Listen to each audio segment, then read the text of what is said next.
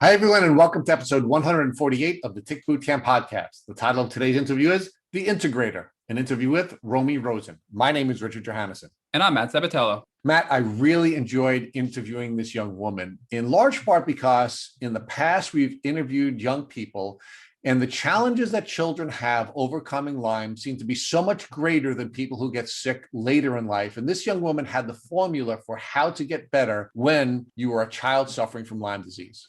Rich, what really blew me away about Romy's story is the fact that she was sick when she was 7 years old, finally got into remission when she reached 13, then had a relapse at 16, but took her health into her own hands and got into remission again. She then almost experienced a second relapse, but detected it coming and took the proper steps to keep herself in remission and is still living a symptom-free state today. So, Matt, the formula for at least Romy's healing is one where she integrated Eastern and Western medicine. She integrated psychology and tactics. She integrated the work that her mother did during her childhood with her taking control of her own health. And many other facets of her healing were related to integration. So, Matt, I'm really excited to introduce to the Tick Bootcamp community, the integrator, Romy Rosen. Hey, Romy, and welcome to the podcast. Hi, thank you so much for having me. So, Romy, share with our listeners, where do you live? Awesome. So right now I'm living in Orange County, California, and I'm attending Chapman University. I'm a sophomore. And what are you majoring in? I'm actually a psychology major, and I'm a women's studies minor. All right. So, Romy, where did you grow up? So I was actually born in Ridgefield, Connecticut, and then my family and I moved to Portland, Oregon when I was about 7 or 8. And so that's basically where I would consider growing up, because most of my childhood was there. So you were born in the Lyme Belt. Yes, I was. Yeah, so Matt and I are from the Lyme Belt as well. We actually define the Lyme Belt as the communities around the Long Island Sound, because that's where Lyme disease was really started in, Yes. in the sense that, Lyme disease exists now. And we'll talk more about that. So remind me, how long did you live in the Lyme Belt? So I was in there from about 2001 until 2008 when I moved to Oregon. All right. And how old were you in 2008? 7. Oh, so you were in the Lyme Belt for 7 years. Yes, I just turned 7. And did you start to show your symptoms of Lyme disease before you left the Lyme Belt, or did that happen after you moved west? It was mainly before we had moved west. And honestly, that was part of the reason. My dad had gotten laid off from his job. So that was, the main reason for moving across the country. But, once I had started to get sick and was having these symptoms, my mom is originally from the West Coast. She's from California. And so she, they really were talking about, and they were like, we think that we need to get you out, of Connecticut, out of the Lyme Belt. But yes, I did start showing symptoms right around when I turned 7.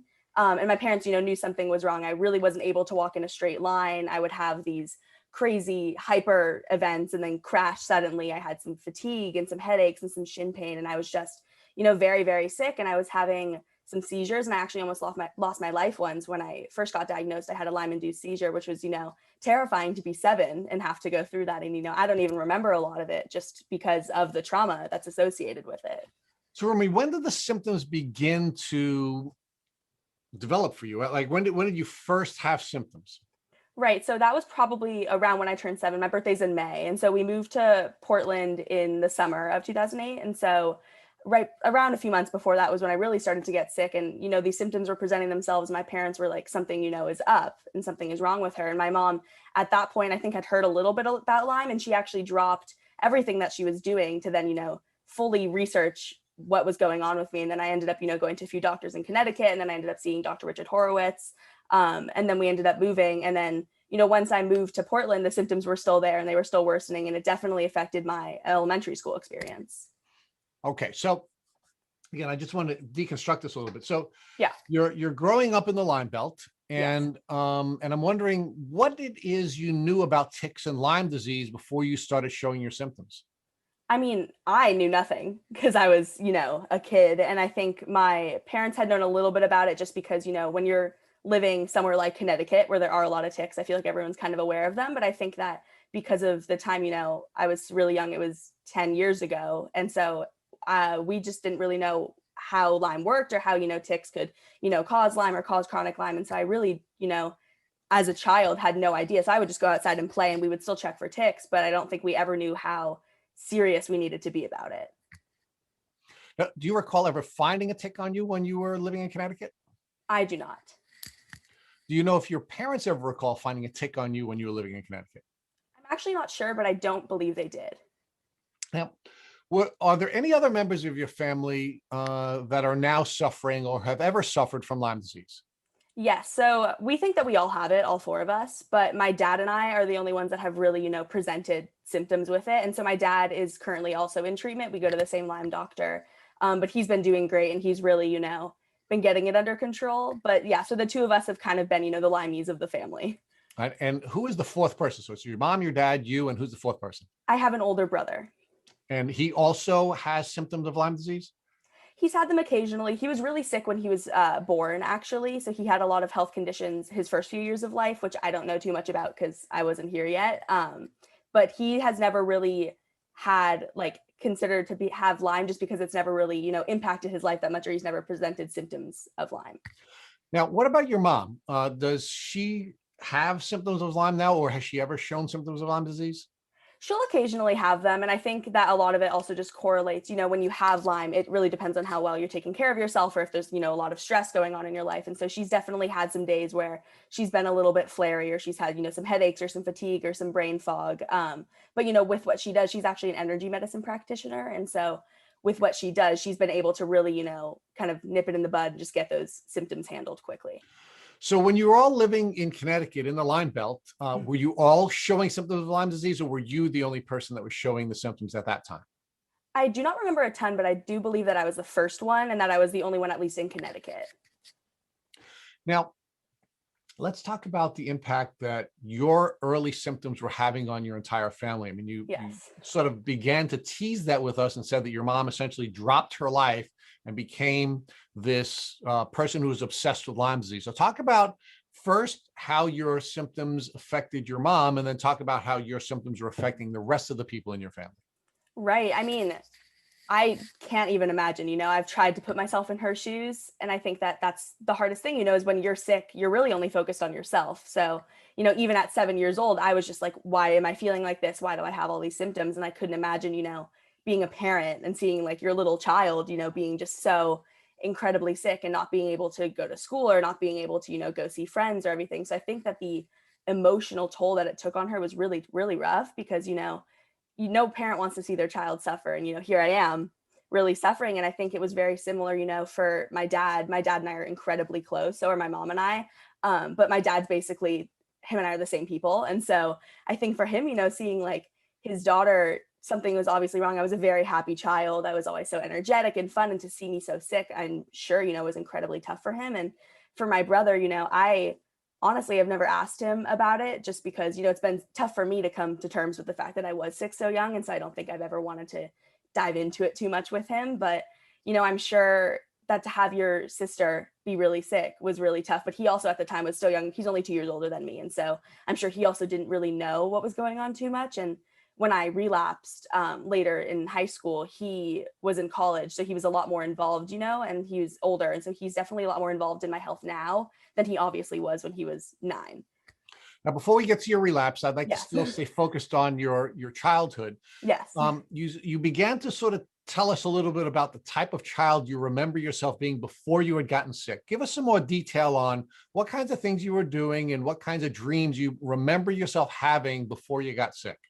Yeah. So, I mean, I was just the most energetic, hyper happy child there was. And I just loved people and I loved being around people. I would love to play with my brother. We'd come up with all these fun, imaginative games in our house. And, we'd like play house or we played kitchen or, all that stuff. And so I remember just being so happy all the time and just running around. I love being outside, which, has been difficult, with Lyme. But I think that, when I was younger, I just loved running around outside and biking and just playing outside. And I grew up a competitive dancer later in my childhood. But when I was really young, I was still put in dance classes in Connecticut. And that's, how I started dancing. And I, from a very, very early age, I wanted to be on Broadway. Like that was my dream, is I wanted to be a Broadway dancer. If not that, I wanted to be, many little girls want to be ballerinas and I wanted to be a ballerina, or just, I always knew that I wanted to perform since I was, 3 or 4, I would just put on performances for my family. So let's talk about how your developing symptoms impacted your dream of becoming a Broadway dancer. When you started to get sick at 7, were you able to pursue your dance dreams? So right when I got sick, I wasn't, just because a lot of my symptoms involved like shin pain, really, really bad muscle aches, fatigue. Like I said, I had really bad brain fog. And so focusing, memory was really tough. I couldn't really walk in a straight line a lot of the time. And so, in the early stages, especially since I was so young, like dance was not the priority at that time. It was, we need to figure out her health. We need to get her better. And then when I moved to Portland, we started trying to see if I could get into dance classes there. And there was a studio near me that a lot of my friends were going to. And I actually ended up starting my competition journey there when I had moved. And I think that, at least for my childhood with Lyme, I think that dance saved me. I think both in a mental way, because, it's just that space, that headspace. I just get out of my head. I am there, I'm in it.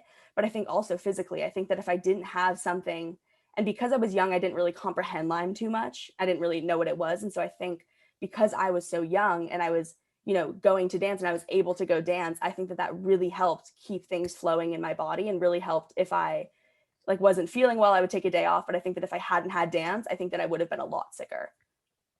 So what impact did, now we're talking about that same window when you were 7 years old, living in Right. Connecticut, about to move to the West Coast. Right. What impact did Lyme have on you socially? Meaning it sounded like you were a very social kid, not only within your family, but outside of your family. And how did the symptoms that you were suffering impact you socially? Yeah. So, that was really tough. And I think that it's not talked about enough, the social difficulties that come with having Lyme, especially when you're really young. I think it was so hard for me to understand why I, couldn't play outside with my neighbors past 7:30, and like I had to come inside and go to bed. And like that's really difficult as a child, and you don't really recognize it until you're older, and you have to, work through all of it. But, when I was younger, it was just like, why can't I do this? Or like, why can't I do that? And so, it really started with me just not being able to dance, and then me not being able to go to people's birthday parties. Or if I went to a birthday party, I couldn't eat the cake because it would make me sick. And so then I'd feel like I was, weird or an outcast, or like, what's wrong with me? I'm 6 or 7 years old. Like I can't, eat a birthday cake at my friend's birthday party. And then I think that, yeah, I mean, it was just really tough to not be able to go do things. And I also ended up missing a lot of school when I later moved to Portland. I had to do a lot of tutoring to catch me up. And my teacher at the time was not understanding, because it was Connecticut, no one really knew about Lyme, so it was all of that mixed together. But yeah, that was really tough. I couldn't go to school. I felt, I was 7 years old and I felt dumb, even though you're in elementary school, and I felt dumb because I couldn't do math or I couldn't do science like all the other kids were doing. How did the other kids and other people treat you? You began to sort of share with us that teachers didn't always treat you well, and that's a pretty common theme we Yes. see in interviewing young folks like you who have had Lyme disease during their childhood. The teachers are generally not understanding of their challenges, and in many ways make it worse. So let's focus Right. on that first. How did your teachers treat you between the ages of 7 and 13 when you were symptomatic? Yeah, so I would honestly say it was a lot worse in Connecticut.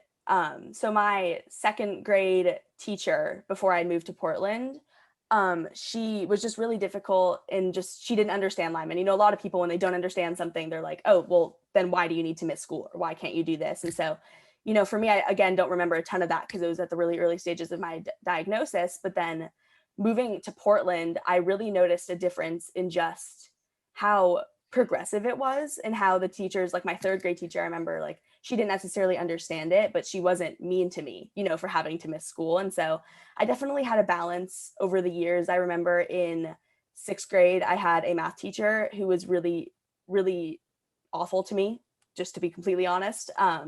In sixth grade in Oregon, you take a test to see if you're going to go into like I called it like the smart kids math, or like normal kids math. And, all my friends got into the higher level of math, but I didn't, because, I had been behind, and I, still dealing with really bad brain fog. And so processing was really difficult for me, and I couldn't retain much information. And so I remember, was really hard on me and wouldn't like give me any extra help, or she just made me feel, that there was something wrong with me, that it didn't, that it didn't really have to do with anyone else. And the hard thing too, is that I didn't know anyone else in Oregon that had Lyme when I moved. I, now growing up, I see people that I grew up with in Connecticut have Lyme now. And, it's interesting just to kind of see how that worked out. But in Portland, it wasn't really a thing that was talked about, but it was definitely, I had teachers that were a lot more progressive in their ideals, where they didn't necessarily need to understand it, but they would still try to work with me and figure out how to make it best for both of us. Now, how did you feel when you had the teachers who were being rude to you? I mean, what impact did that have on you emotionally?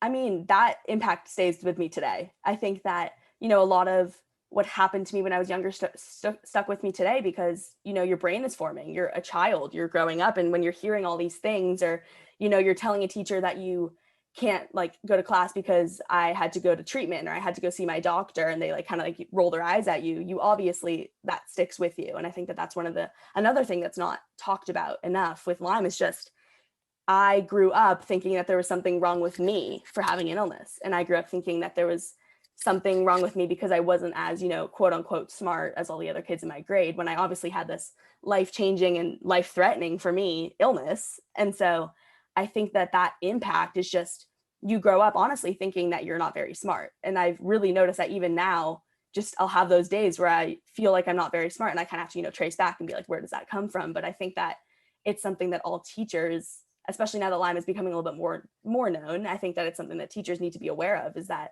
you don't need to understand it, but you still need to support your students. Talk to us about how your peers treated you when your teachers were essentially telling you or implying to you that you were dumb. Did any of your peers sort of support that perspective that was either foisted upon you or you feeling yourself about your capacity? Um, Honestly, growing up, I never talked about Lyme. I didn't really understand it. And I think that for me, anything, especially after moving, anything that would isolate me from the general public, I didn't want to talk about. And so honestly, not a lot of my friends knew what was going on. I have my really close friends that knew that I had Lyme disease, but none of them knew what it was. But really what I'm asking you, Romy, is not whether or not your friends knew about it or you were talking with them about it, but did anybody mistreat you because they were either piling on because of the way teachers were treating you, or because you really weren't able to be the kind of friend you'd want to be? You couldn't go to parties, you couldn't do the same things they were doing. Like, did any of your friends treat you differently because you couldn't fully participate? Actually, no. That was one of the things, really early on that I was really blessed with, is that I had really good friends that weren't going to treat me differently because of it. That is a blessing. Were there any other people in your life, doctors, extended family members, any other people in your life who treated you badly while you were sick, or certainly didn't treat you with the kind of sympathy they should have when you were not feeling well? Yes. So when I started dancing when I was in Oregon, my mom experienced a lot of other moms, being very rude towards me, or just like, I had a mom of a child that I was dancing with that kind of said that like Lyme didn't exist because she didn't know what it was. So I think that was really tough, is that especially in dance, there would be days where I couldn't do something, or where I would have to explain, oh, my muscles are feeling a little bit weak today. Can I just, do half of the practice or half of the rehearsal? And there were a lot of moms that didn't understand that. And because, it's just this common theme of, if you don't understand it, it doesn't exist. Or if you don't understand it, it's obviously not a valid, Or if you can't thing. see it. Right, exactly. It's not a valid thing. Yes, I got so many "you don't look sick" comments, or, how can you be dancing if you're sick, or, all of that. And so that was also really tough, is that dance, which was my outlet, I was still experiencing that kind of just ignorance around Lyme. So the dance mom phenomena that we see on TV seems to Yes. be something you lived in real time. Yes. So now let's talk about your family a little bit more. Do you believe that each of you were bitten by ticks at or around the same time when you were living in the Lyme Belt in Connecticut? Or do you believe that you contracted Lyme congenitally? Um, I'm not sure. I mean, if I had to guess, we were in the Lyme Belt. We were in Connecticut. I'm sure that all of us have gotten bitten by a tick at some point. But then I know that my mom was a little bit worried about me getting it, from her as well. And so I think that it was definitely a balance of both. Okay.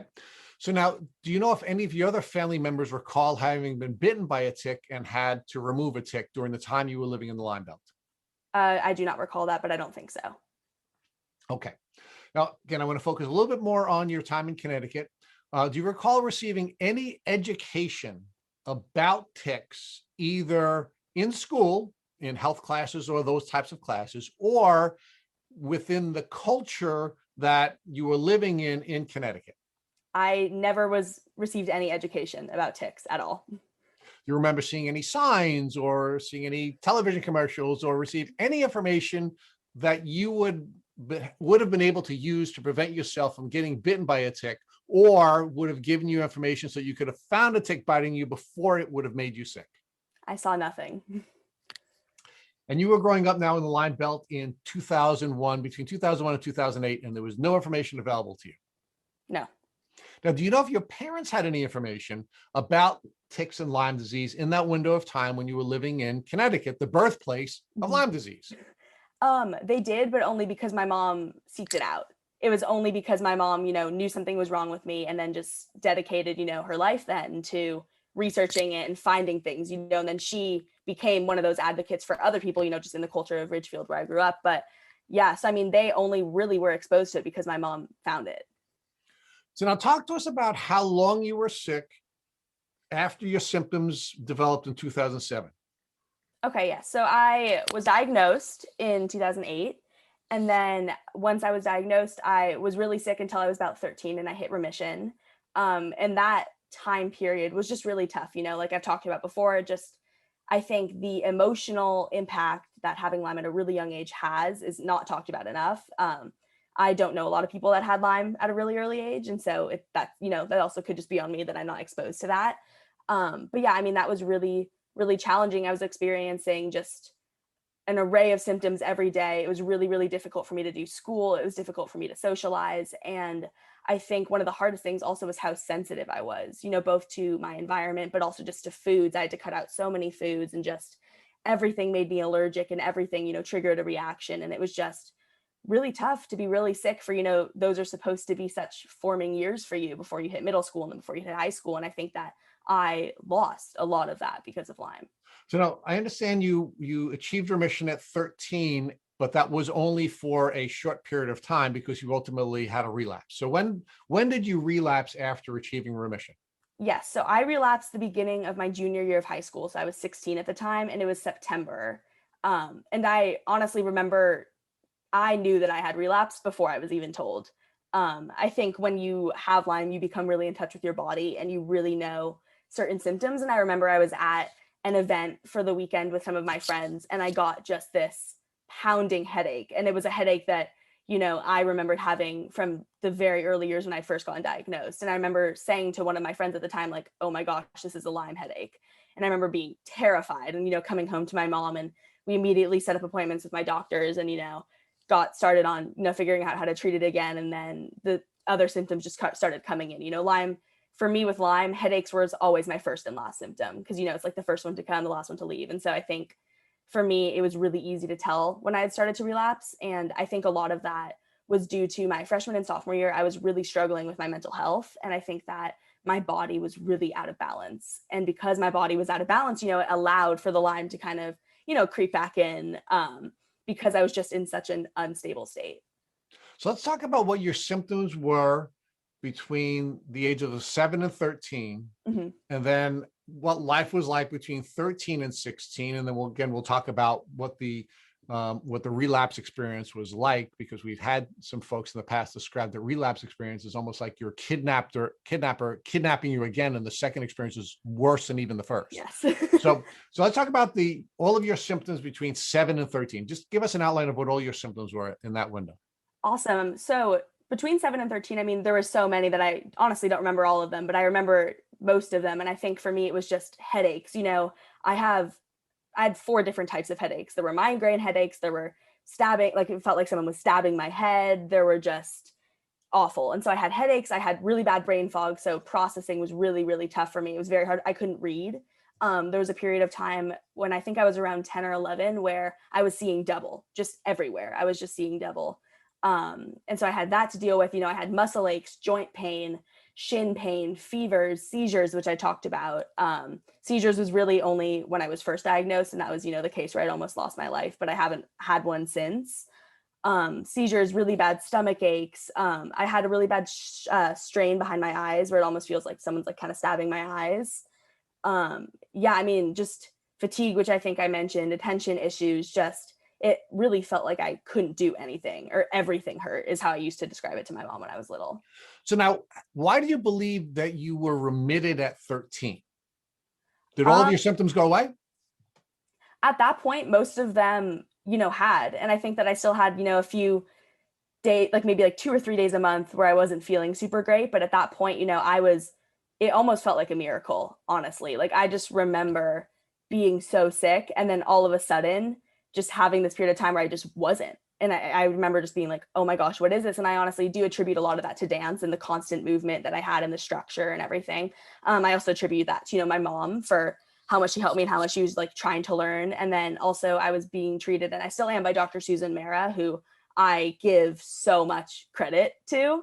I think she saved my life in so many ways. And so I think to be in remission at that age, I think a lot of that was just I wasn't as sick anymore. And I think that I was able to start slowly incorporating more things. Now, Matt is going to go through your treatment journey with you in a minute, but I have a couple more questions to ask you about. What was your life? How was your life different in that window of time between 13 and 16 than it was before you went into remission at 13? I was able to do stuff. I mean, I was able, and again, a lot of this is just age, so once I was going into high school, a couple years after I was in remission. And so, being in 8th grade, I was able to go hang out with my friends after school. I was able to take a full schedule. I was able to do dance and compete like competitively. And I think that that was such a blessing. And I think that, even those 2 years of high school before I had relapsed, I was able to go to football games. I was able to go to school dances. I could take a full schedule. I could, every once in a while, if I wanted to have a candy bar, I could have one without triggering an entire reaction. So I think I really always explain it to people as I felt normal for a little bit, and like I'd mentioned, that freshman and sophomore year, I was really struggling with mental health, but I think putting that aside and everything that I was also dealing with then, I was living a pretty normal life. Now, you suggested earlier that you believe that your mental health struggles triggered you back to the relapse in 2016. Yes. Why do you believe that your mental health challenges triggered the relapse rather than believing that your mental health issues were really just a part of your Lyme journey and you were not truly in remission? You were just, your body's just managing the symptoms better, and then they just sort of progressively developed to the point where you had a full-blown relapse. Yeah. So honestly, that's actually a really interesting question. I think that a lot of how I work is my body and mind are just so in sync with each other, So like if I'm struggling mentally, even now, I a lot of times will be having some sort of symptom as well. And that, so it can be interchangeable, but I think that honestly, a lot of it was attributed to the environment that I was in. Dealing with pretty much for almost 10 years, I was actually in 2 very abusive friendships. And I think that, having that on top of Lyme, is another story. But I think that those 2 first years of high school was when it was really, really bad for me. And I think that I was just really struggling, with those friendships. And I think that was really taking a toll on my mental health. And then because of that, I wasn't taking care of myself how I usually was. And I stopped competing once I went to high school because I got burnt out. And so I think that I wasn't having that regular exercise, and I was living this quote unquote normal life. So I probably wasn't eating as well as I am now. And so I think that, all of those factors were making my mental health bad. And sure, I think that definitely I have symptoms of depression and anxiety as, a result of Lyme. It's definitely a symptom that I've had. But I think during that period, most of it was attributed to the environment and the people that I was surrounding myself with that honestly ended up making me more sick. Now, do you believe that you're surrounding yourself with these people who you ultimately defined your relationship as being abusive because you had that Lyme experience between the ages of 7 and 13, and therefore wanted to be the normal kid and wanted to do some of the things that you may not have done? Or do you think you just weren't just truly healthy and therefore not able to identify these unhealthy people as unhealthy people? I honestly think it's a mix of both. I think that, one of those friendships had started very, very early, started since I had moved to Portland. She was one of my first friends. And so I think that, that was tough, is that you already, you have Lyme, which is already taking a toll on your mental health just as a child. You don't know what's going on with you. There's a ton of trauma that just stems from that. And then on top of that, I had these friendships, and, with abusive friendships, they're also the kind of friendships that you don't recognize that it's abusive until you're out of it. And so I didn't get out of it until last year. And so, that's a whole other story, but I think that I was, surrounding myself with them, but I also I couldn't necessarily leave that, because I was stuck in it. And then, also when you're sick, I definitely think that there was that aspect, I wanted to be normal. I was excited to be normal. And so, maybe I would go to a football game when I wasn't feeling very well, but I just wanted to go to the football game because I was in remission and I could. And so I think that like, that's always been a difficult balance. And I think that, that definitely ended up making my body be out of balance and then trigger a relapse. But I think it's hard because, there is that balance of also just wanting to be a normal kid. So how do things change when you relapse at 13? When I relapsed? Yeah. How did it affect your life? I mean, you went from being the kid who couldn't do everything that all the normal kids could do until you were 13. And then between 13 and 16, you went to live a normal life, right? Yes. Going to parties and going to football games and doing all the things that normal kids do. And then at 16, you have the relapse. How did that impact your life? I mean, it was awful, honestly. I think even to start out, relapsing junior year of high school, worst possible year that you could relapse. That's when college apps start, or, you start looking at that kind of stuff. And, for me, when I relapsed, I didn't know if I was going to be able to go to college. I didn't know if I was really going to be able to have a future, outside of Lyme. And I think that was really challenging, is that all my friends, were like, oh, I don't know if I'm gonna be able to go to this college, or I need to get this job to, go on my applications. And I'm just trying to, survive. And so it was really, really tough to relapse, because I had also never understood anything that happened when I was really young, because like I said, like I was 7, my mom really took care of most of it. I was a kid. But when you're 16, I was more independent and I was more responsible for myself. And so I really had to learn about a lot of the things that were going on with my body and become a lot more in tune with my body. And I think that the relapse was a blessing in disguise, but I also, it was awful, to also be honest. And so I think that there's like always a lot of positives that come out of going through a journey like I have. But I think that to relapse in high school and then just to feel isolated, I had to drop a few classes. I couldn't do a full schedule anymore. And I couldn't go to football games, or I couldn't, go to dances because the stimulus would be too much, or the music would be too loud, or I would have to leave school early, or I, couldn't carry my backpack because it was too heavy and my body was too weak. And I think what was just so hard is that at this time I was also not surrounded by the best people. And I think that was really hard because I didn't have that support system at school that I so would have benefited from. So talk about the things in a little bit more detail that you missed out on as a result of the relapse when you turned 16. Yeah, I mean, it was almost the opposite of how I was in remission. It would be Friday and there'd be a football game, but I couldn't go. And I think a lot of that, my fatigue was really bad. That was probably one of the worst symptoms that I had in my relapse. And so, I would barely make it through a day of school, and I would have to go home and take a 4-hour nap in order to even be awake past 7 o'clock. And I think I had to miss a lot of the fun social events. So I had to miss, a homecoming dance, which was really, really tough to miss. And I had to miss, my school was really big on school spirit. So I couldn't go to football games or basketball games because it would either be too late, or it would be too loud, or the lights would bother me, or I just wouldn't be feeling well and I couldn't go, or I didn't go to school that day. And so I missed out, on a lot of that. And then also being able to take all the classes that I wanted to take, or feel like, I was headed towards college. I just couldn't at that point, and on the days where I was really, really sick and would be out of school for like a week at a time. And I would, have to communicate with my teachers, which is really hard because I was never someone that liked to advocate for myself. And so, having to tell my teachers that I couldn't do this, or this presentation was too difficult for me, it really took a toll on me. What did the relapse, or how did the relapse impact your family, specifically your mom, who was so invested in getting you better during that window of time when you were, I guess, between 7 and 13, and now having the kidnapper return and steal her daughter away? What was that like for her?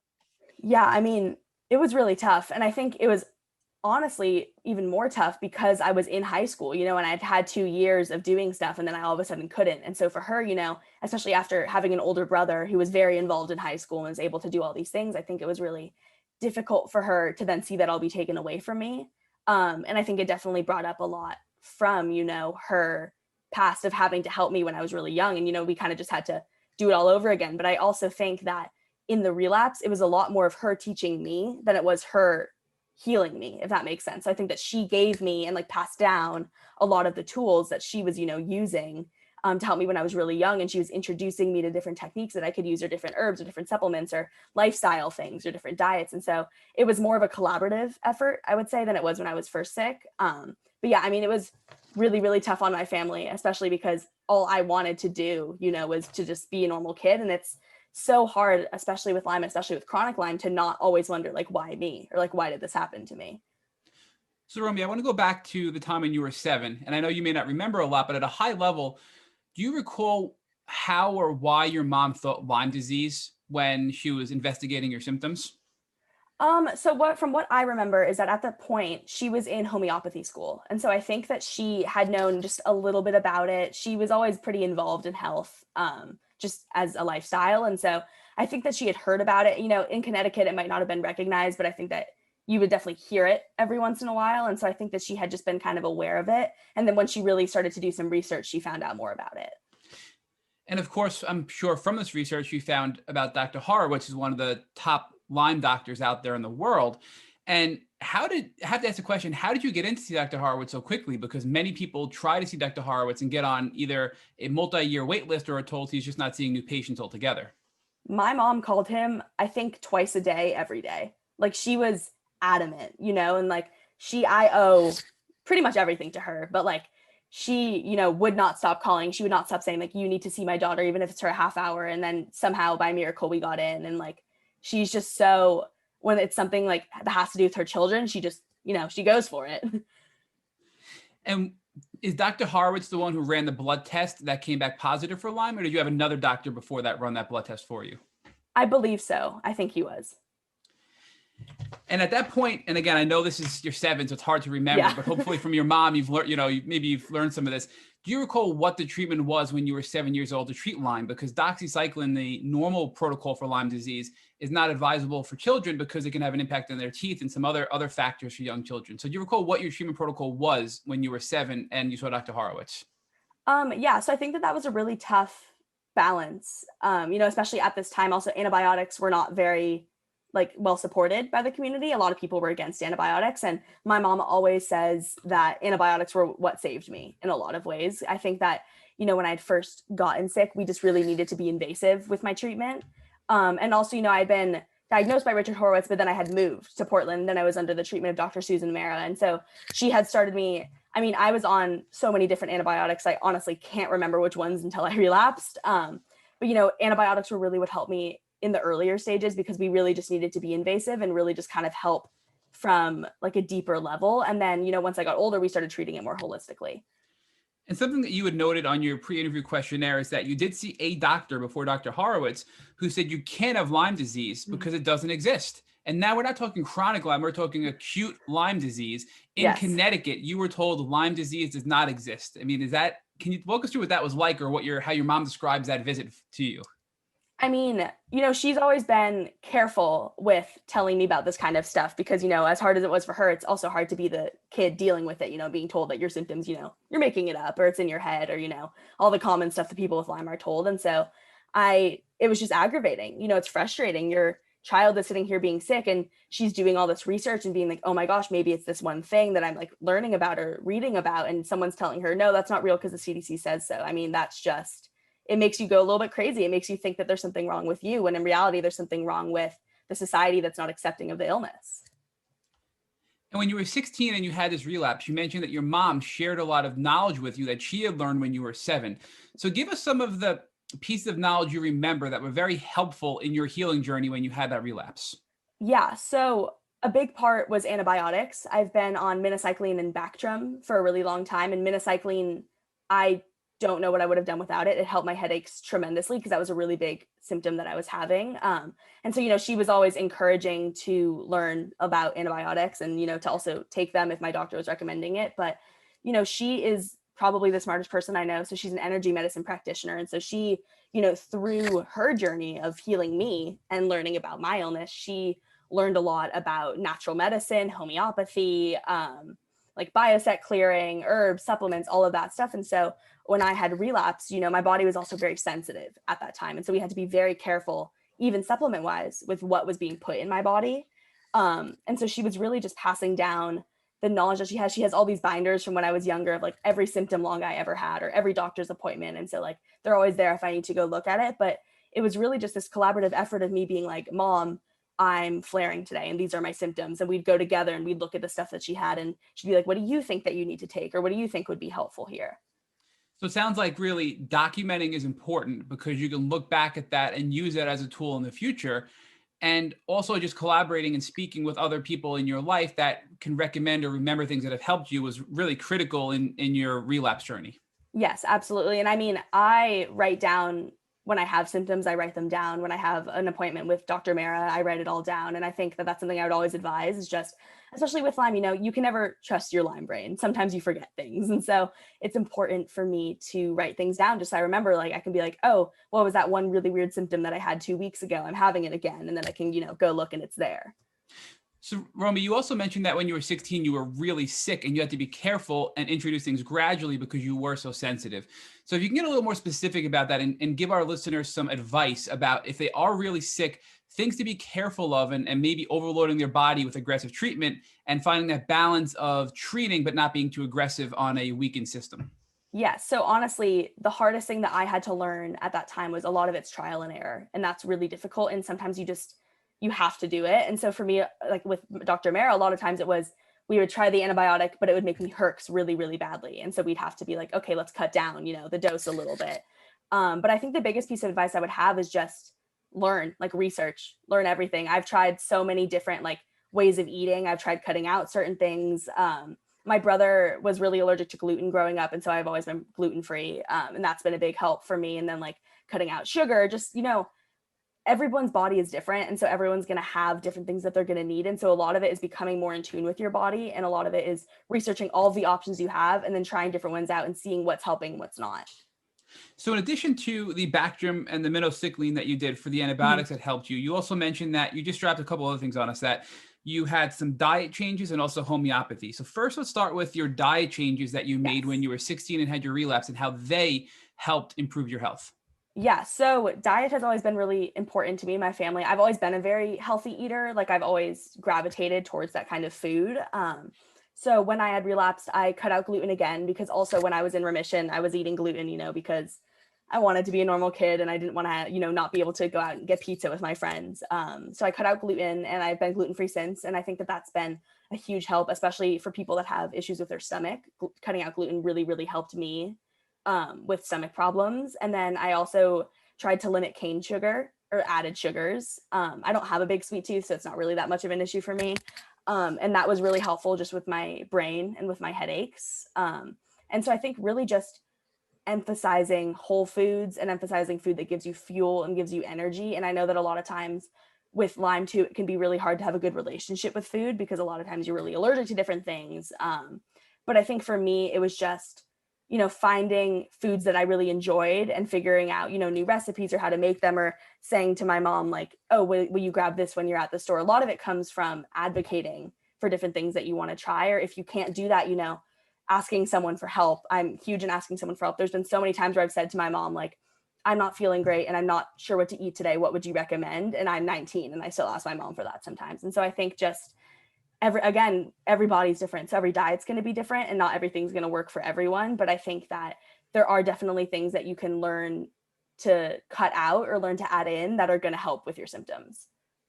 Now, Romy, let's go on to the homeopathy or the homeopathic route you took as well, because it sounds like you were treating now with Dr. Susan and using antibiotics and easing into that when you got your relapse, but also with your mom being an energy healer and an energy medicine practitioner, she's now looking up and researching holistic ways to treat you as well. So what specifically did you do in that world compared to the antibiotic world that also helped you heal? Yes. So homeopathy for me is a lot more like case by case basis. It's a lot more just dependent on the situation, whereas antibiotics are something I take every other day now, but usually every day.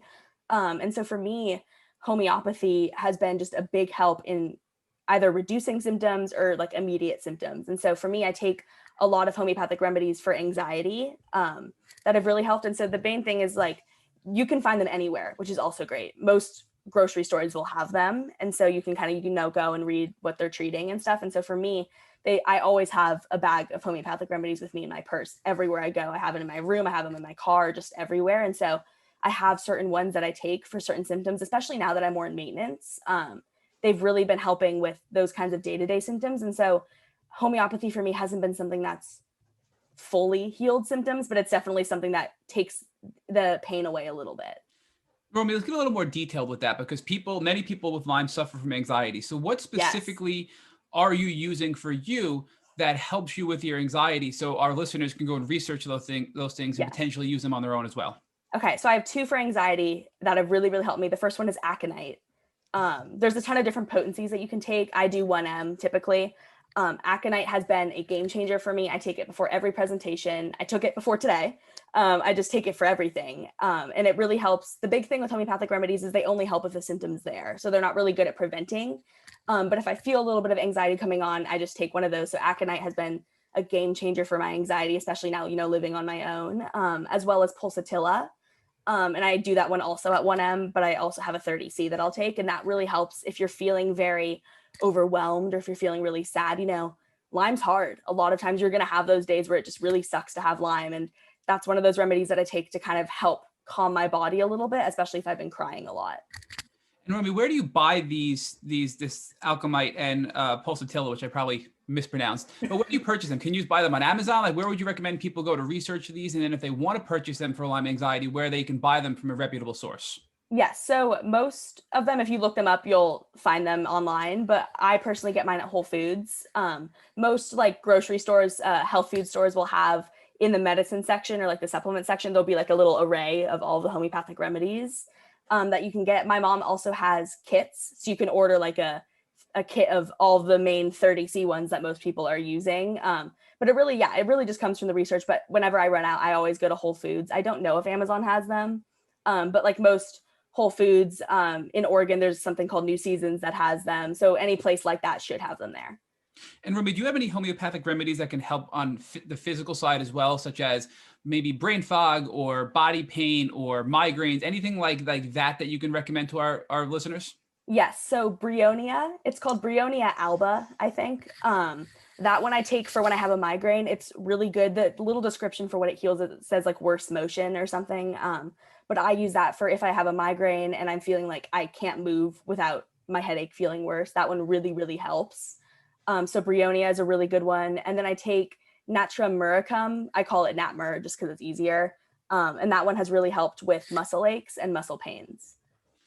Can you say it name one more time? The muscle aches one? I'm sorry. Yeah, so it's Natrum muricum.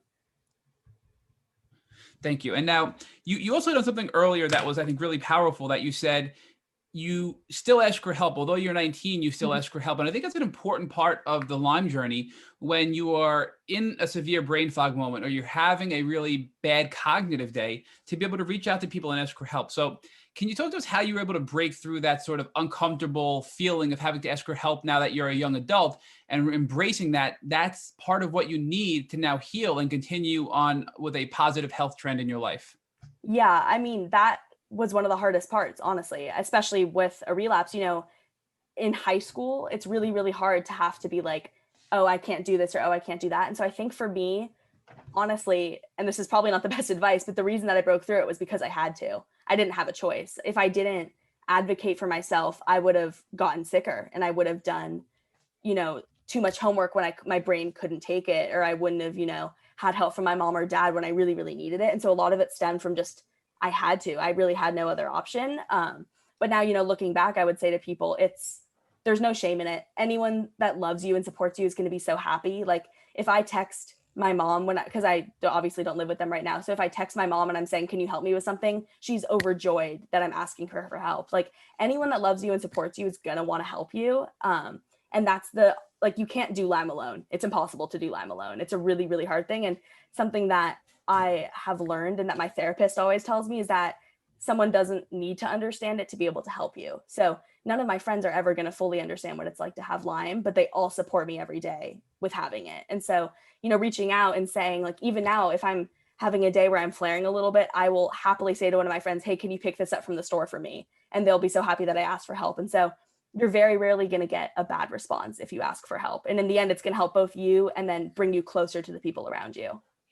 So, Romy, can you talk a little bit about how you were helping yourself? You said that you used this trial and error process to see what would work for you. So can you give us more detail on that? And can you also share with us whether you were journaling so you could see patterns of behavior that were either responding positively or negatively to what you were trying? Yes. So I'm a big writer. So I pretty much write everything down. And so journaling, I think, really helped me. And so when it came to trial and error, a lot of it was also with homeopathy, which I was just talking about.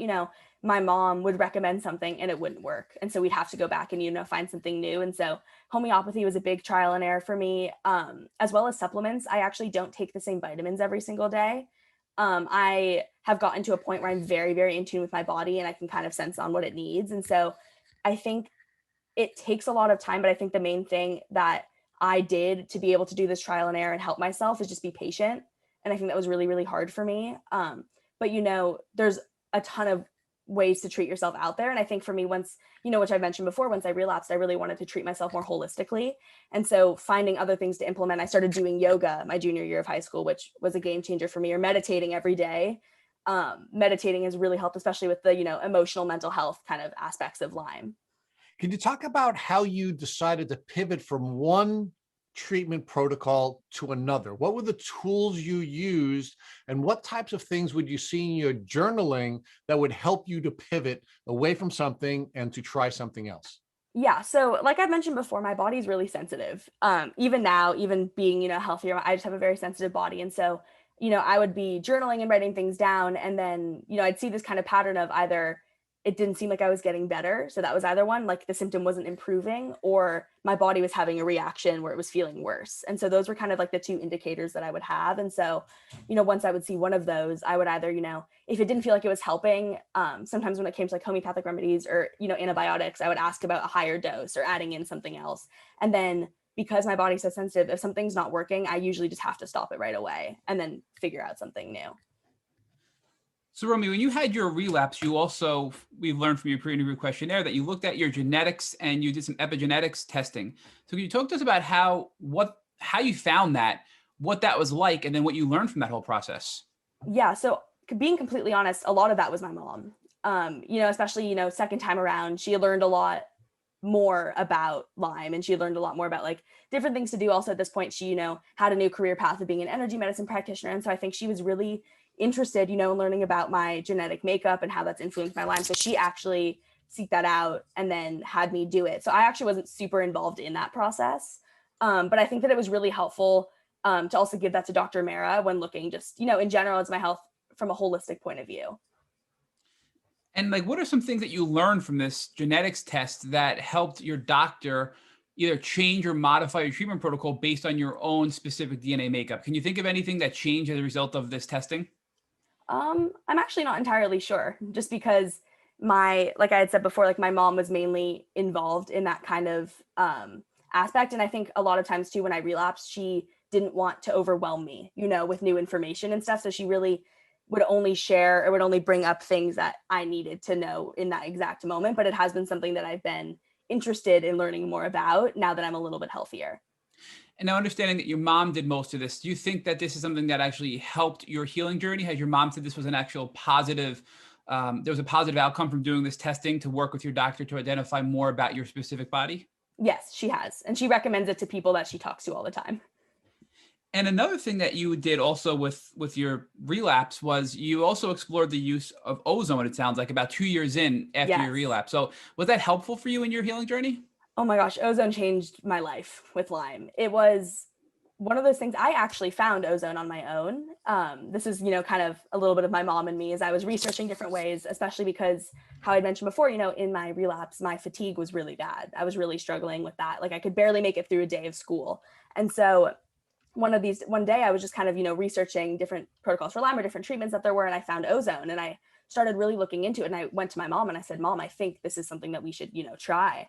And she was like, okay, let's set up an appointment and go talk to a doctor. And so I started doing ozone twice a week. And I did it up until the week before I left for college, my freshman year, so last year. And it was probably the biggest help with my relapse. It changed my energy just incredibly. And I think the hardest thing with ozone is that it's one of those things you have to be really patient with. You really, really have to stick it out, because the first week or so I herxed a lot and it made me feel really sick for the first week.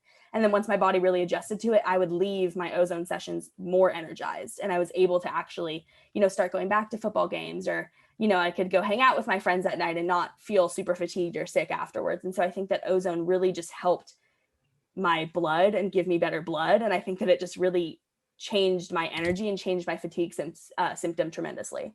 So although that this was really a treatment that caused you to herx a lot in the beginning, you recommend people give it a shot and not give up right away, because after the first week of herxing, you really experienced some positive benefits from ozone therapy. Absolutely. And when I was talking to the nurse that does my ozone, or that did my ozone, she was saying most people experience a herx right when they started as well, because it's a huge, not only is it a big change just with medicine or you're having something new in your body, but also getting an IV is also a big experience for people. And that was my first time doing that. And so she was constantly saying, like, just stick it out. I know that it's making your symptoms a little bit worse, but I promise you it'll help. And it did. And, if you hit 2 weeks of doing ozone and it's not helping, maybe that's your sign that it's not for you and you have to do another, trial and error like I was talking about before. And where do you go to find a place that can actually give you ozone therapy? Because we get a lot of questions often on social media and through our website, people asking us, like, where do you find these facilities and how do you know that they're reputable? So was that something your mom did and found the facility, or were you involved in that process as well?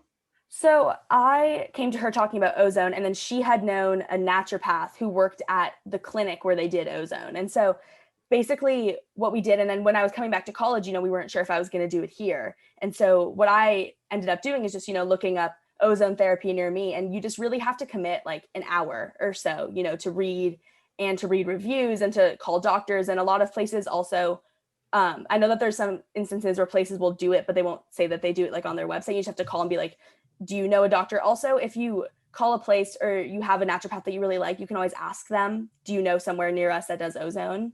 I had to drive 45 minutes to do it, which I'm really lucky that I was able to do. I had to miss school for it, but in the end, my health was the priority, so that was more important. But I think either asking the doctor that you're currently seeing if they know anyone that does ozone around you, or also just researching on your own. I think that there's more clinics now that are doing it. Romy, I think that it's amazing that although when you were 7, you really couldn't process and learn on your own, when you had your relapse when you were 16, you really kind of jumped in and had your mom teach you everything. So you had the knowledge as well. And I think that knowledge helped you prevent another potential second relapse last year. Can you talk to us more about that and how you recognized this was coming on and what you did to stop your second relapse? Yes. So, quarantine hit last year and for COVID, and that was really, really tough on a lot of people and tough on everyone's mental health. And so I, was home for a very long time, and I ended up moving back to school this past August with my friends to live off campus. We were all just going to quarantine together, do online classes together. Everything was great. I was very excited for it. So I moved back, and then about 2 or 3 weeks into being back, I really started to notice my mental health being really bad. And I noticed that I was just feeling really anxious. I was having a lot of depressive episodes, and I didn't know what was going on because it didn't feel like it was towards any specific thing. It just felt like anxiety, or it felt like depression. And because of that, like I mentioned before, my physical body really responds to my emotional body and my mental health. And so because of that, I noticed my Lyme starting to flare up a little bit more, and I was starting to flare more consistently, or I was starting to have some headaches every day. And so it really got to a point where emotionally I could not do school anymore, and I could not be around people anymore, and I could not have those responsibilities. Also talking about the complete life change it is to go from living at home to then living by yourself and being fully, responsible for yourself. And so I wasn't well at all, both mentally and then physically. It really started to take a toll on me as well. And so I had gotten to the point where I'd called my parents and I'd said, I don't think I can be here right now. I think that I need to come home and figure out whatever's going on with me. And I had called Dr. Mara, and we had talked about, some different treatments to do. And she had talked about doing Rocephin because I had a lot of neuroinflammation and everything. And so I'd kind of made a plan with her. And then I had been seeing a therapist here, and we decided to, up it to twice a week and do that. And so I honestly ended up just taking medical leave and then moving home. And in these 4 past months, which is really crazy, coming out of it, I had probably what's been the most healing part of my entire journey over those past 4 months. And I went through, I was kind of talking about before about those friendships that I was in high school. I went through some very deep, intense trauma therapy that I'm still, working through. Also just to handle the traumas that are associated with Lyme. And I think that was something that I'd never acknowledged, because also there is a part of me, that was in high school, and I didn't want to talk about the fact that I had Lyme, or I didn't want it to be a thing, or I didn't want to, acknowledge those feelings. And so, I had gone home and I started doing IV Rocephin treatments. I was seeing Dr. Mara more regularly again because I was in maintenance. So I was only seeing her once every 2 months. And I started seeing her once every month again. I did IVs. I was doing twice a week therapy. And yeah, I really just had to take time off school to fully invest in my healing. So it sounds like your healing approach and your health has been getting better and better and better, and you're getting better at recognizing these flares and these relapses. Yes. And now you're using a combination of treatment for your physical health, like when you had the neuroinflammation and you did the IV Rocephin, and also your emotional health and the stress that you have emotionally, and you work on both at the same time. And as a result, you're in probably the best health you've been in, it sounds like, since you were young. So give us an idea. I mean, you're just doing an amazing job on this interview. You've given us so much great information, but how would you assess your health today compared to when you first got sick? I mean, I'm a completely different person, honestly. Like my ability to tell when I'm not feeling well has just really strengthened over the years, like you were kind of just saying. And I think that for me, having to learn at such a young age to prioritize both myself, my health, and then also learn about my body, at between ages 7 and 13, and then later, 16, it was really frustrating because again, I felt like an outcast. I felt like I, was different from all my friends, but I think it was the biggest blessing because, now, I mean, sitting here in front of you, I'm so much healthier. And I think I wouldn't have been as healthy if I hadn't have gone through the past 4 months that I just did, just to do that really deep healing and that deep work that I needed to do that had really just been suppressed for so long that was started to, come up when I'd gone through a new life change. And so I think for me now, like I'm still treating my Lyme and I'm still, getting back on my feet. And I wouldn't say I'm like perfect yet. No one's perfect. Healing isn't linear. I'm sure I'll have my harder days, but I think that for me now where I'm at, if you would have told me that I would have been here like 10 years ago, I would not have believed you. So talk about the transformational experience that you've gone through. I mean, how are you different in a positive way as a result of going on the Lyme disease journey? Yeah, I mean, I always say to my parents, I wouldn't change the fact that I have Lyme, but I also wouldn't wish it on anyone, it's awful. And so it's like that weird balance. But I think for me, I feel like Lyme is such a big part of me, not in the sense that like I have it, but in the fact that it's taught me so much. And I think that because I had it, a unique experience of having it at such a young age, I really had to grow up fast, which I think, was really hard when I was younger. But now, I'm so grateful for it. I think that I have a level of empathy for other people and a level of support that I give to other people that I wouldn't have had without Lyme, because I try to give people what I wanted, when I was younger, which was really difficult. And so I feel like now I just have such a strong sense of like love for everyone around me because I understand, especially with an invisible illness like Lyme, you can't tell a lot of the time. And so like, you never know what someone else is going through. And I think that I have that now because I had Lyme and because other people couldn't tell what I was going through and they would, treat me poorly, not knowing what was going on with me. And so I think for me, now I'm just a lot more supportive of the people around me and I'm a lot more understanding. And I also think that I'm pretty mature for my age because of everything that I've had to deal with. And I think that I just have a greater appreciation for life and just, the small things. Like for me, being able to go through a day of classes now, on Zoom without flaring up is a huge win. And I'm so grateful for that. And so I think just now I'm so much more appreciative of the small things. Whereas when I was really sick, it was all, why is this happening to me? I'm never going to get better. And a lot of that is valid. That was all valid, especially on the really, really tough flare days. Like sometimes it feels like you're not going to make it at all. And so like, that's really tough. And so I think because, I've gone through that, near-death experience when I was young. And then also just, when your flares are so bad, sometimes it does feel like you're dying, honestly. Like when you go through something like that, you start to appreciate the small things around you a lot more. Romy, talk to us about how Lyme disease has impacted your career choices. You shared with us that you're a psychology major, and Yes. you are certainly one of the most, in tune with mind and mindset and psychology of any of the guests that we've ever had. So talk about how Lyme disease has put you in a position where you know so much about psychology and the mind and how that's impacted your decision to go forward with a career in psychology. Oh, yeah. So, I mean, pretty much since I started high school, I wanted a career in psychology. When you go through something like this, all you want to do is help other people. And so for me, like all I've wanted to do is help people. And I'm always called the therapy friend out of my friends. Like I'd love to, help my friends with their problems and everything. And I think I've always just kind of, danced around with different types of psychology that I was interested in. But I think that for me, I have really been going towards the path of becoming a therapist. And I really want to become a therapist that specializes in patients that have chronic illnesses because, nothing about Lyme is talked about enough just in general. But I think especially the emotional impact that Lyme has on people is not talked about. And I think that it's so important. And the amount of times I was in therapy all of high school, but the amount of times I wish that my therapist had Lyme and would like really understand it, like it would have just been a game changer for me. And so I really want to work, especially with teens that have Lyme, because that's, really difficult. And that's what got me interested in doing the Global Lyme Alliance peer mentorship that I do. But I have always been passionate about helping people. And, one day, like my big dream is to have some sort of wellness retreat, where I mix all the things that I'm passionate about, like psychology therapy sessions, but then I'm also want to get yoga certified to be a yoga instructor. And, so kind of mix all of those things together. But ultimately, I think Lyme has made me just want to help people.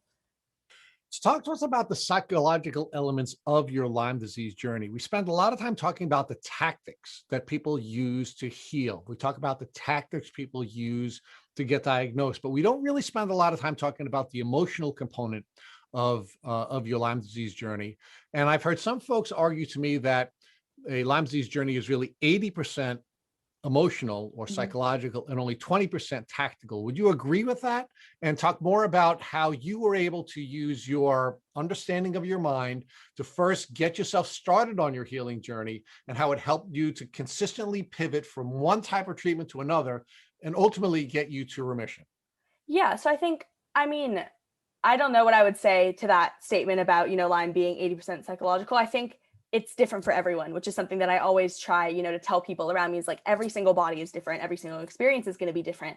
For me, especially when it came to my relapse, a lot of my journey was psychological that I had to deal with. But, when I was younger, a lot of it was more tactical and physical. And so, it's going to be different for everyone. And I think for me, like what really got me started on that healing journey, is I didn't want to be sad about Lyme anymore. And I think that was really hard to kind of come to terms with that because especially being in high school, no one really understood it. And because of the people I was surrounded by, no one really cared. And so I felt really, really isolated. And so, I was doing all these things to help my physical body, taking antibiotics, doing ozone, doing treatment, and it felt like there was something missing. And I think a lot of it, which I've talked about has to do with my mom because of what she does for a living. But I really, once I started taking psychology classes and I became really passionate about, psychology and the mind and helping yourself, I really started to get in tune with more of what my body needs. And that's where I really got into yoga. And I started taking yoga regularly and starting to do like a regular meditation practice or get time outside. And so I think that a big part of Lyme is it's not always going to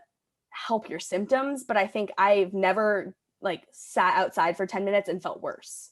And so I think it's always just finding that balance and recognizing that a lot of things that you could do, there's a lot of things that you can do just to ease your mind a little bit if your body's flaring up. So, Romy, talk to us about the differences between the cognitive processes in your brain and the emotional elements of your mind and mindset and how they sometimes work together and how they sometimes were opposed to one another and what impact that had on your healing journey. Yeah. And so I think for me, what was really hard with the cognitive process was when I had brain fog. And I think that it was just really hard for me to be able to focus and to be able to concentrate I really couldn't remember a lot of stuff. I mean, even now I don't remember a lot from my childhood, growing up because of that. But I think a lot of times, with that, a lot of the healing comes from healing your mind on the other side, kind of how you were saying, the emotional. And so for me, like, yes, doing supplements and everything really helped like my cognitive brain and really helped with my brain fog and everything. But I think where I healed the most was when I really started doing therapy. And I think that like if I didn't have a therapist throughout high school and especially when I relapsed, I probably wouldn't be here. And I think that's a big thing that I would advise to people is, even if therapy is not an option to you, there's a lot of places, Global Lyme Alliance, you can do a peer mentorship and talk to people that have Lyme. I think that really helped the emotional aspects of it a lot. So were there times during your emotional journey where your mind was giving you feedback that wasn't helpful to your healing journey and you had to get a hold of that and cognitively make decisions differently than your mind or your mindset were encouraging you? Absolutely. I mean, the hardest thing, especially during my relapse, was my ego. Like I, would wake up one morning not feeling very well, flaring up a lot. And my brain would be like, no, you need to go to school. Like school has to come first. Like you need to be a normal student and go to school. And I would have to, stop it, intercept it and be like, no, I'm not feeling well. I need to prioritize my health. And I think it's something like no one's ever going to be perfect at it. I'm certainly not perfect at it. It takes time. So how did you merge the operation of your mind and the operation, the executive functions or the cognitive functions of your brain so that you could get on a healing journey and be in the place you needed to be, both psychologically and emotionally? Yeah, I think a lot of it was meditation. I think being aware of your body and being aware of the different things that my body would do and how it would respond, I think really helped me get on that healing journey. I think I experienced a lot of resistance where if I wasn't feeling well or if, I was emotionally struggling, I would resist those feelings. And I think, that ended up being difficult for me this fall when I ended up having to go home, it kind of, came back up. But I think being very aware and not resisting any of those feelings really helped my body and my mind and my cognitive mind, all to come together. Because I think that if you're resisting healing, which I know is really, really tough because I resisted it for so long. And I know a lot of people do because Lyme is so difficult and traumatic. But I think once you just stop resisting and start noticing more, you'll start to realize different things that are going to work to calm your mind down and then ultimately end up helping your body. So when you say calm your mind down, what was the active mind doing that was preventing you from healing the way you needed to heal? I think kind of how I was talking before about my ego. I think anytime I wanted to do something that would heal myself, my brain would then tell me, you're not a normal teenager, you need to be, or no, you need to do homework, or no, you need to go hang out with your friends, and also a lot of it was attributed to the friends that I had, and feeling pressure to do that. But I think my ego was really difficult because it would just say, no, finish that assignment, you don't need to go to bed. And I think that once I really had to kind of stop resisting that, like, because it's one of those things that's really complicated, like you don't want to be like, I need to do homework, I can't go to bed, but you don't want to resist the fact that the thought is there. You want to observe the thought and say like, thank you brain for, being worried, or thank you ego for worrying about me. But right now I need to go to bed because my physical body needs rest. And so I think a lot of calming that mind just comes from being aware that the ego is there, not trying to fight with it, but work with it. So now we have one final question for you. If God forbid your mother came walking into your room and she showed you that she was being bitten by a tick, what would you recommend that she do so that she wouldn't have to go on a relapse journey the way you have? Yeah, I mean, this is something we talk about all the time. And it's something that my mom always, told me when I was like going to college, like what happens if your friend gets bitten by a tick? And I think, that's the most terrifying thought ever, to have my mom get bitten by a tick.